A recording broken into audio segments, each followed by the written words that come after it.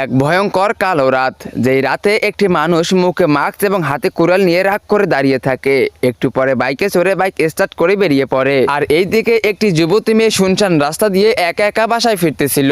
আর সে সামনে দেখতে পায় যে সেই মাস্ক পরা লোকটি তার সামনে দিয়ে আসতেছিল। সেই মেয়েটি একা থাকার কারণে অনেক বেশি ভয় পায় আর সেইখানে দাঁড়িয়ে যায়। তারপর সেই মাস্ক পরা লোকটি বাইক থেকে নেমেই কোনো কিছু না বলে তাকে চাকু মেরে দেয়। চাকুর কোপ খেতেই মেয়েটি অজ্ঞান হয়ে যায়। তারপর সেই মাস্ক পরা লোকটি সেই মেয়েটিকে তার বাইকে উঠে এক শুনশান নদীর কিনারে নিয়ে চলে যায়। আর এইদিকে অনেক রাত হয়ে যাওয়ার পরও মেয়েটি যখন বাসায় ফিরতেছিল না, তখন তার বাবা মা অনেক বেশি টেনশন করে আর কান্না করতে শুরু করে। তারপর তারা দেরি না করে তাড়াতাড়ি করে গাড়িতে উঠে চলে যায় পুলিশ স্টেশনে আর সবকিছু খুলে বলে। তারপর পুলিশ কিছু করার চেষ্টা করতেছিল।